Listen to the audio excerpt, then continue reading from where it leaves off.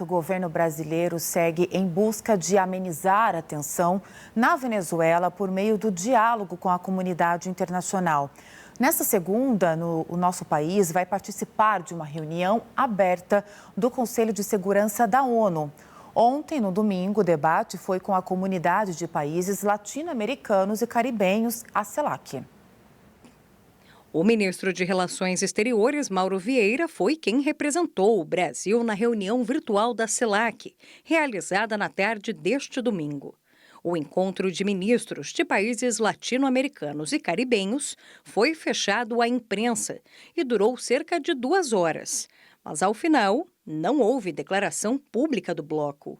No Itamaraty, a informação é de que Mauro Vieira reforçou na reunião da CELAC o posicionamento de Lula de condenação tanto aos ataques realizados pelos Estados Unidos quanto à captura de Nicolás Maduro. Mas essa visão dos fatos não é unânime e explica a falta de consenso para a formação de um posicionamento público.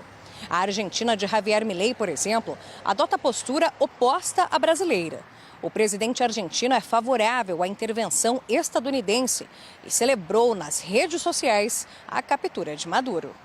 Neste domingo, Brasil, Chile, Colômbia, México, Uruguai e Espanha publicaram uma nota conjunta manifestando preocupação com a tentativa de controle governamental, de administração ou de apropriação externa de recursos naturais ou estratégicos na Venezuela, em referência à decisão do presidente Donald Trump de assumir o comando do país latino após a captura de Maduro e de enviar empresas estadunidenses para explorarem o petróleo venezuelano. No ofício, os países voltaram a repudiar as ações militares dos Estados Unidos, afirmando que elas constituem um precedente perigoso para a paz, a segurança regional e põem em risco a população civil. Também informaram que somente um processo político inclusivo, liderado pelos venezuelanos, pode conduzir a uma solução democrática sustentável e com respeito à dignidade humana. As 6 nações fizeram ainda um chamado de união aos demais países da região para além das diferenças políticas, em oposição a qualquer ação que coloque em risco a estabilidade regional. Nesta segunda, o Brasil participa de uma reunião aberta do Conselho de Segurança da ONU em Nova York. Por não ser integrante do Conselho, o Brasil não tem direito a voto em deliberações, mas a expectativa é de que o embaixador brasileiro nas Nações Unidas faça uso da palavra e reforce o posicionamento do presidente Lula de crítica à ofensiva norte-americana. Na terça, mais um encontro multilateral em Washington, capital dos Estados Unidos. A Organização dos Estados Americanos, a OEA, convocou uma reunião extraordinária sobre os acontecimentos recentes registrados na Venezuela. A organização é formada por 35 países das Américas. No Brasil, imigrantes venezuelanos foram às ruas celebrar a queda de Nicolás Maduro.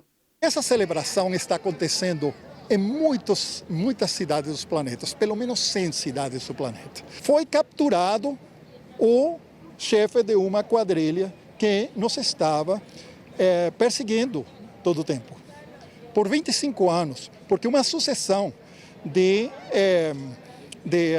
regimes que não respeitavam os direitos individuais das pessoas. Alfonso, que deixou a Venezuela há 6 anos, em busca de melhores condições de vida, é um dos cidadãos que vem na captura de Maduro uma possibilidade de retorno ao país. O sonho de todos os venezuelanos que moramos fora da Venezuela, é poder retornar ao nosso país e evoluir, crescer, fazer crescer nosso país que tanto nos está necessitando de nós. Aí, se tiver oportunidade, se o governo de Donald Trump também ajudar nós, o governo dos Estados Unidos, aí nós vamos retornar com toda a felicidade do mundo.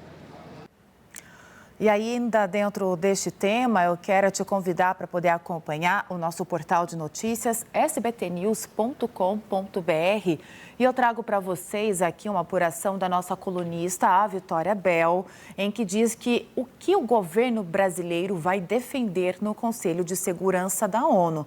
Vocês podem acompanhar aqui a nossa página, a nossa manchete e também acessar o nosso portal do seu celular, do computador, para poder acompanhar essa notícia. Porque, de acordo com a Vitória Bel, auxiliares do presidente Lula do Palácio do Planalto afirmam que o discurso do governo no Conselho de Segurança da ONU vai condenar o uso da força pelos Estados Unidos ao invadir a Venezuela e também capturar Nicolás Maduro. Daqui a pouco a gente vai conhecer qual é o nome que vai representar o Brasil nessa reunião.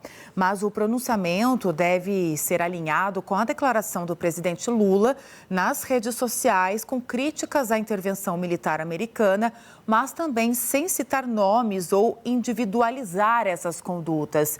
Vamos conversar com a própria Vitória Bel para a gente aprofundar essa apuração e essa análise.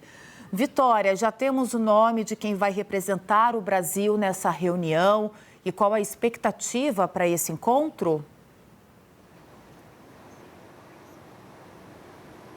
Pois é, muito provavelmente o Brasil vai ser representado pelo próprio embaixador Sérgio Danesi, que hoje já trabalha ali no Conselho de Segurança da ONU como um representante brasileiro nas discussões internas que acontecem dentro das organizações das Nações Unidas. Então, Sérgio Danesi deve muito provavelmente ser o representante do Brasil nessa reunião.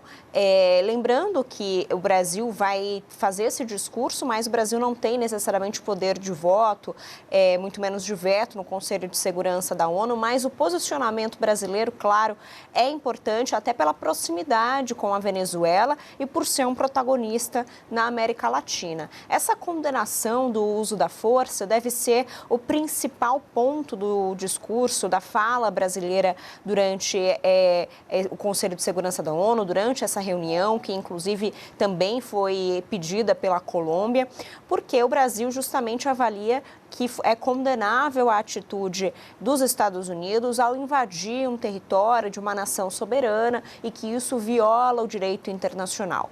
Como o presidente Lula pontuou na declaração que ele deu logo depois dos ataques, o Brasil ele sempre, claro, preza pelo diálogo, pela mediação, mas condena invasões territoriais e, claro, inclusive com o uso da força. E, além disso, também o Brasil condena que países tentem, por meio justamente do uso da força, ter atitudes unilaterais, ou seja, sem coordenação e sem cooperação. A coordenação e a cooperação entre países, de forma mais igualitária, é o chamado multilateralismo. É quando você reúne os países para, de igual para igual, eles conversarem e tentarem entrar em uma negociação. Então, é isso que o Brasil deve defender durante essa reunião do Conselho de Segurança da ONU. Além disso, o Brasil também deve defender, claro, que a América Latina continue sendo uma zona de paz.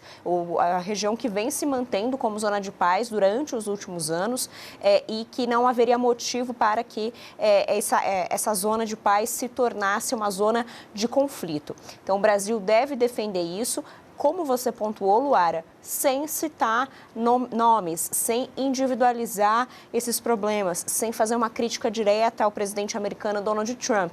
Até porque, vamos lembrar, o Brasil continua em um ambiente de negociação comercial com os Estados Unidos para que o tarifaço não retome, não retorne e não prejudique novamente as empresas brasileiras. Então, essa dosagem do discurso que a diplomacia brasileira vem fazendo desde sábado e deve manter agora também durante a reunião do Conselho de Segurança da ONU. Luara. Porque sem citar nomes já está causando um clima de tensão na política interna, falando aqui no Brasil. Imagina se o presidente Lula ou também seus representantes elencarem todos os nomes e todos os envolvidos nesse clima de tensão. E o recado precisa ser passado, né, Vitória? Nós não aceitamos qualquer tipo de ataque, o uso da violência, desrespeito às leis internacionais. É um recado até para defender a soberania brasileira. Sim, exatamente, porque existe um temor não só dos países da América Latina, mas daí de representantes também da Europa, de que essa atitude do presidente Donald Trump possa acabar acontecendo também em outros países da América Latina. A gente viu agora a recente fala de Donald Trump dizendo que ele está analisando também o que fazer com a Colômbia de Gustavo Petro. Então, é uma ameaça de Donald Trump de utilizar a força como forma de domínio dos países da América Latina. O Brasil, ele tentou fazer uma espécie de domínio por meio das medidas econômicas aplicadas, mas conseguiu se reverter isso por meio do diálogo entre o governo brasileiro e o presidente Donald Trump. Claro que estava aberto também a negociação com os brasileiros.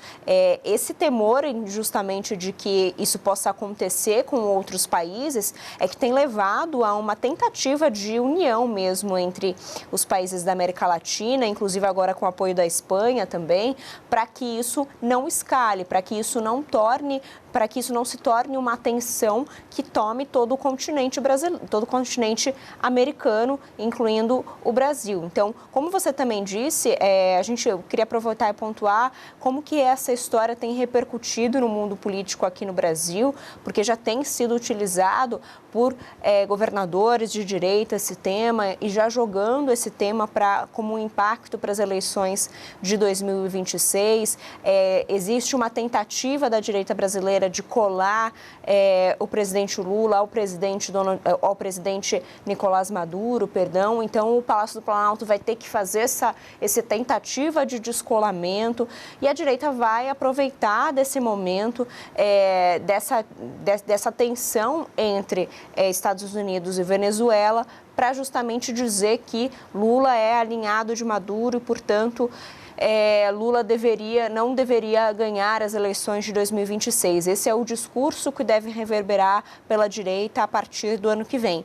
E vai caber aí, portanto, ao governo Lula tentar escapar e se descolar dessa imagem de Nicolás Maduro. É claro que o presidente Lula já esteve mais alinhado a Maduro, já esteve mais alinhado ao chavismo, mas também é importante ressaltar que nas eleições de 2024, na Venezuela, quando Nicolás Maduro ganhou de Edmundo González, pelo menos de acordo com a apuração ali da Venezuela, o Brasil optou por não reconhecer esse resultado das eleições venezuelanas, justamente por entender que não foram eleições transparentes, não foram eleições livres e que Edmundo González, nas pesquisas eleitorais anteriores às eleições, vinha disparando na frente de Nicolás Maduro.